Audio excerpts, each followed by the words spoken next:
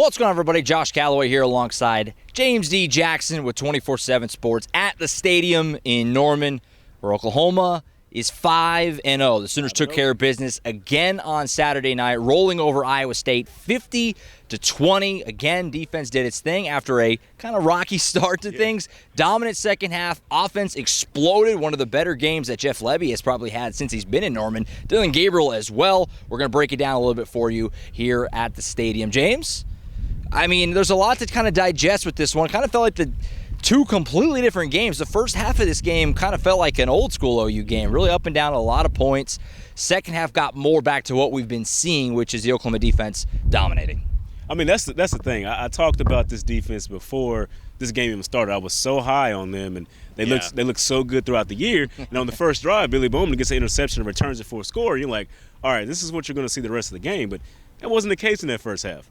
Things a little shaky there. A lot of missed assignments here and there. You know, just guys taking the wrong angles is what Brent Venables said after I asked him about it. And that was the difference in the first half for the defense.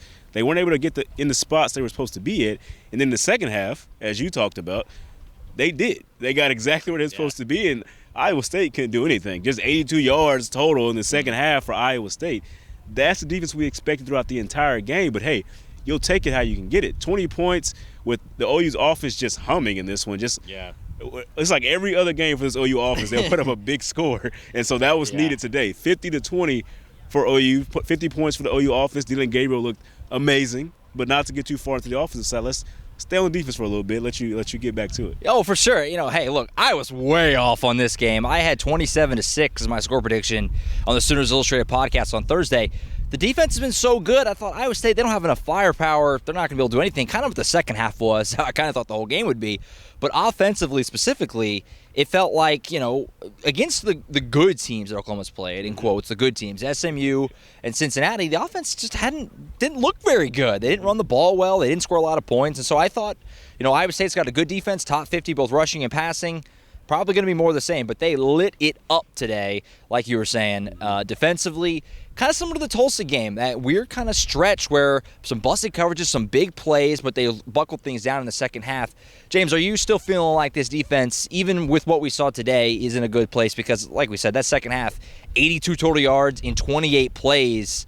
You're going to win a lot of games if you hold teams to 82 total yards of offense in a half of football. I mean, they completely, once they got it figured out, it was like a switch flipped, and it was domination after that. I've been saying the defense is the identity of this OU team. And so in that first half, I was like, am I going to have to go back on what I said? I'm going to feel crazy. Yeah. But in the second half, they put it all together, and they looked exactly how I thought they would look. So, I mean, that's the biggest key, the biggest takeaway from it. The defense answered, you know, the call when they needed to do it.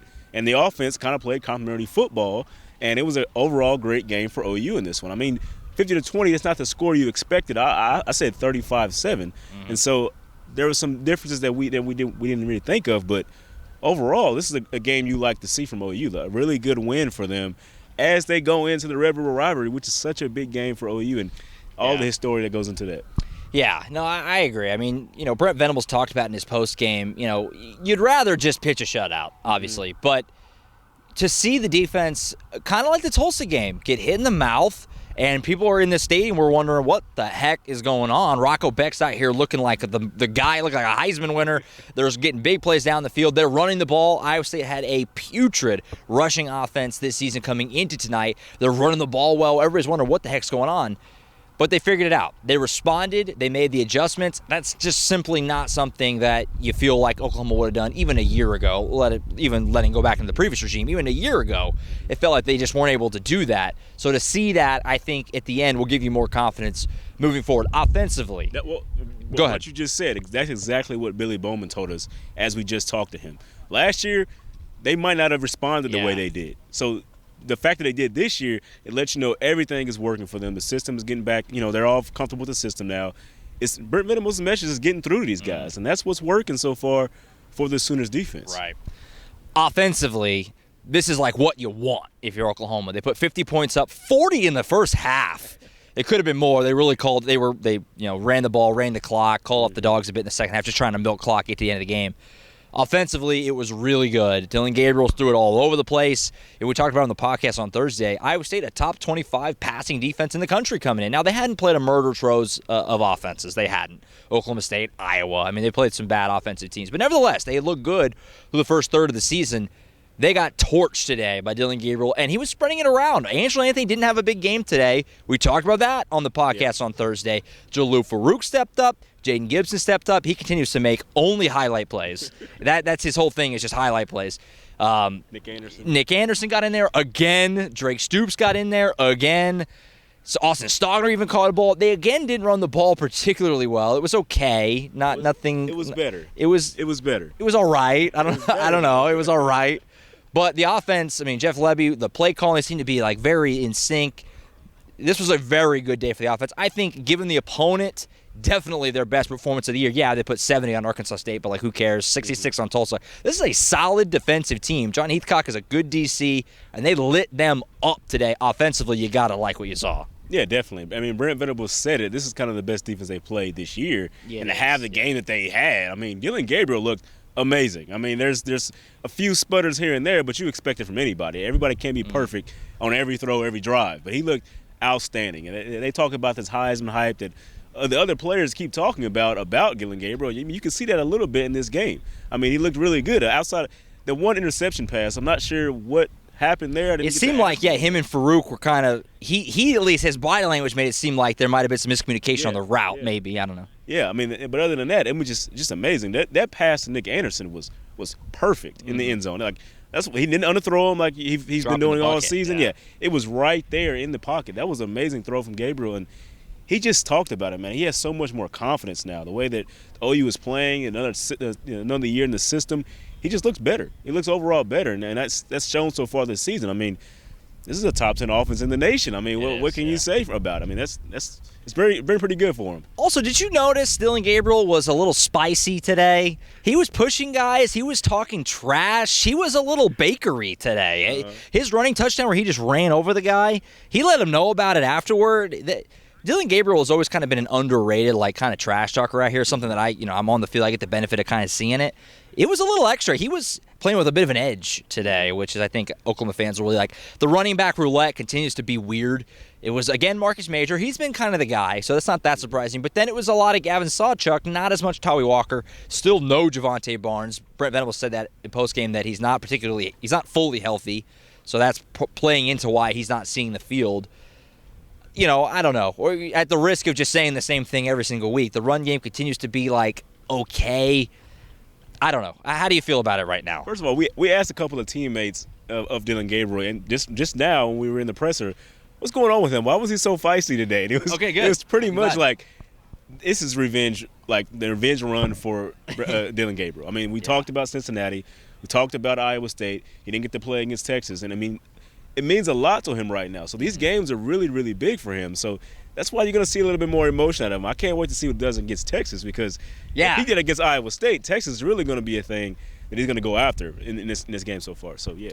100%. Yeah, he was a little spicy today. I liked it. So you mentioned it.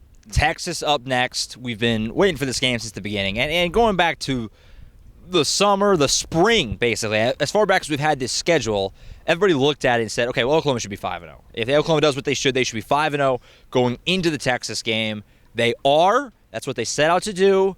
And now here we go. For the first time since 2011, Oklahoma and Texas are both undefeated going into the Red River rivalry. It's amazing it's been that long. Usually that's Texas not holding up their end of the bargain. Holding up, yeah. But they've held up their end of the bargain. They went in Tuscaloosa. They knocked off Kansas today. Oklahoma held up their end of the bargain, blowing out everybody they've played so far. Dominant wins. They covered the spread again today, obviously, winning by, whatever it ended up being, 30 points.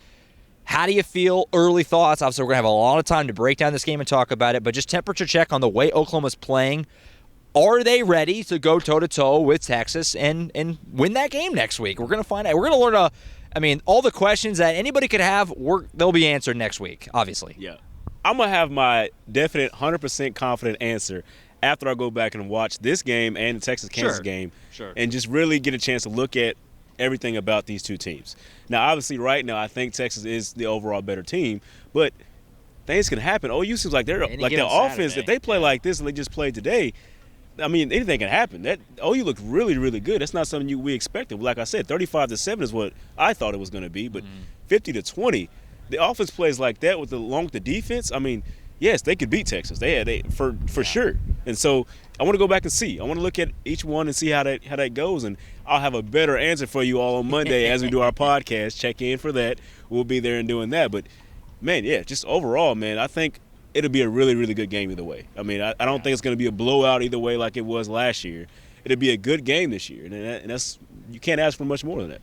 100%. I mean, the OU Texas game, it always is juiced, obviously. Anybody who's been knows that. Anybody who's been around this rivalry knows that. But this year, like I just said, first time in 12 years, they've both been undefeated. They're both going to the SEC next year. They're both playing well. They both think they can, contend for certainly a Big 12 title, maybe make the playoff.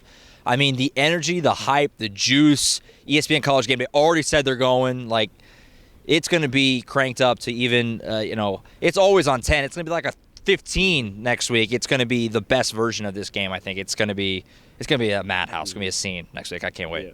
The one thing that OU has going for them in this is Texas hasn't played like a starting QB in a couple games now. That's true. There's been a couple, Jalen Daniels was out today. Jalen Daniels was out today. So they haven't seen the best of the best just yet. And Oklahoma has two guys that could really be starting on any team out there. So, I mean, well, not any team. I don't want to put that out there, but a lot of teams. Yeah. And that's going to be a good strength for OU as they head into this game, because last year they didn't have a quarterback, and that's why it was such a blowout win.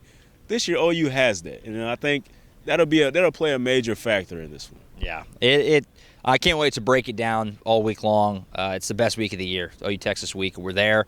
But as far as tonight's game, full post-game reaction is available on the website, of course, oklahoma.247sports.com, and the YouTube channel. You can hear from Brent Venables, along with both coordinators, a slew of players, including quarterback Dylan Gabriel. That'll all be there on the Oklahoma 247 Sports YouTube channel. And we just turn the page and get ready for the next one. Can't wait. We've been talking about OU Texas this year since the beginning, and we are here now. Oklahoma gets the job done. They roll over Iowa State. Another big win, 50-20. They're 5-0. And we'll see you next Saturday from the Cotton Bowl. From James Dean Jackson, I'm Josh Callaway signing off for now from Norman. It is OU Texas week, ladies and gentlemen. Time to get the mind right.